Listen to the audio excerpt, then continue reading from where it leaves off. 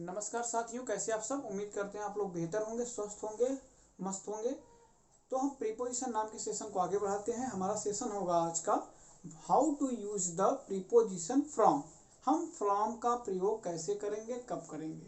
Preposition from का प्रयोग देखेंगे और बहुत ध्यान से इसको समझेंगे, क्योंकि प्रीपोजिशन फॉर्म बड़ा इंपॉर्टेंट है। आइए देखते हैं कि हम प्रीपोजिशन फॉर्म का प्रयोग कैसे करेंगे। प्रीपोजिशन फॉर्म का मतलब होता है, फ्रॉम का मतलब होता है से।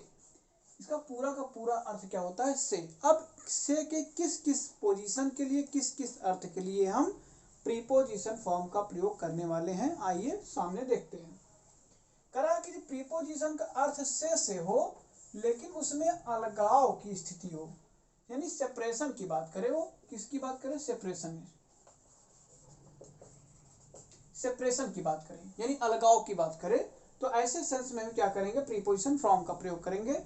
जैसे और कहते हैं क्या, जब उसका संपर्क ना हो, संपर्क टूट रहा हो, एक दूसरे से अलग हो रहा हो, अलगाव की स्थिति हो, ऐसे में क्या करेंगे, प्रीपोजिशन फ्रॉम का प्रयोग किया जाएगा।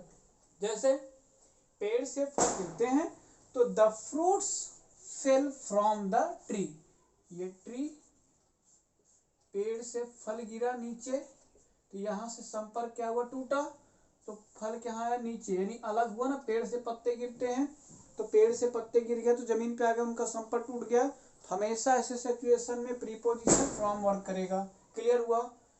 से अलग होने के अर्थ में, जैसे आप किसी देश से या किसी स्थान से, एक स्थान से आप दूसरे स्थान पर जा रहे हैं, वहां भी अलगाव सेपरेशन की स्थिति आएगी।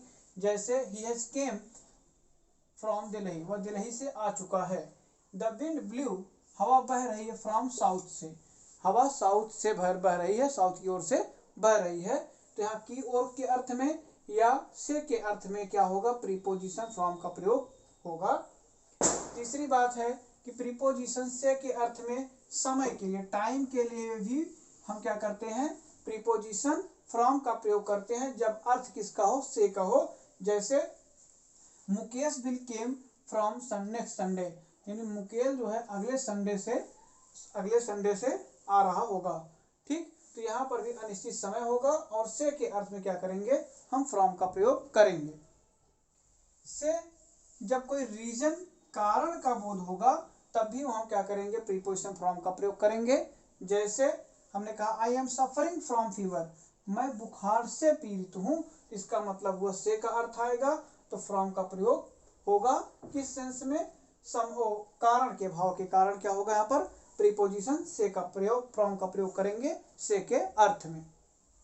जब एक वस्तु से दूसरी वस्तु बनाई जाए, यानी एक थिंग से उसी गुण समानता में कोई दूसरी थिंग बनाई जाए, जैसे लकड़ी, जैसे लकड़ी से फर्नीचर से, जैसे क्या कहते हैं, लकड़ी से मेज बनाना, तो लकड़ी से मेज का बनना, क्योंकि मेज बनने के बाद भी लकड़ी रहेगी, इसका मतलब होगा मेज से लकड़ी का बनना, प्रीपोजिशन क्या लगेगा, फ्रॉम का प्रयोग करेंगे। ठीक, उसी प्रकार से दूध से दही बनाया जाता है, दही का मतलब होता है curd is made from milk, दूध से दही बनाया जाता है, तो इसका मतलब है दही बनती है दूध से, तो क्या हो जाए, curd is made from milk. इस प्रकार से हम देखेंगे कि हमने प्रीपोजिशन फ्रॉम को भी पढ़ लिया है। ये सेशन भी समाप्त होता है दोस्तों। आप सेशन को ज़्यादा से ज़्यादा रीड आउट करिए, और खास करके बोर्ड के विद्यार्थियों के लिए बड़ा इंपॉर्टेंट होगा ये session. Thank you so much.